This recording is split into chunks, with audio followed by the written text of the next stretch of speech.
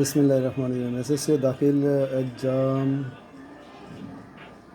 2025 এর বন্ধুগণ, আসসালামু আলাইকুম। আশা করি সবাই ভালো আছো। আজ আমরা আলোচনা করব অলজেব্রা 3-1 এবং 3-2 নিয়ে।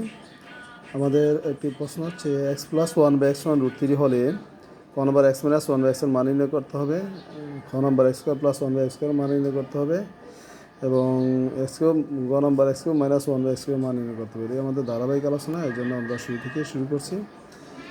ক নম্বর দেওয়া আছে x+1/x সমান √3। অতএব x-1/x এর মান যদি বের করি, x+1/x whole square -4 × x × 1/x। x+1/x এর মান হলো √3 হোল স্কয়ার -4। √3 এর বর্গ করলে শুধু 3 হয়, -4। তো -4 থেকে 3 বিয়োগ করলে -1 হলো আনসার। খ নম্বর x² + 1/x² সমান হলো x+1/x whole square -2 × x × 1/x। এটা স্কয়ার প্লাস বি স্কয়ার সূত্র।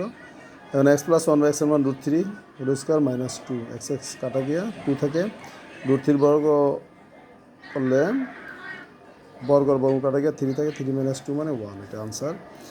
আর গ নম্বর x³ -1/x³ সূত্র হচ্ছে x-1/x whole cube plus 3 × x × 1/x × x - 1/x।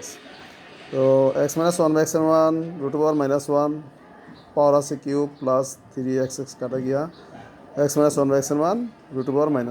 তো √1 যদি 3 বার গুণ করি তাহলে -1 × √1। এই যে দুইটা হচ্ছে -1 √1 হোল স্কয়ার ইন্টু √1। তো বর্গ আর বর্গমূল কাটা গিয়ে -1 থাকে, আর এখান থেকে √1 √1 প্লাস 3 √1 প্লাস 3টা √1 থেকে একটা √1 যদি বিয়োগ করি তাহলে থাকবে কয়টা?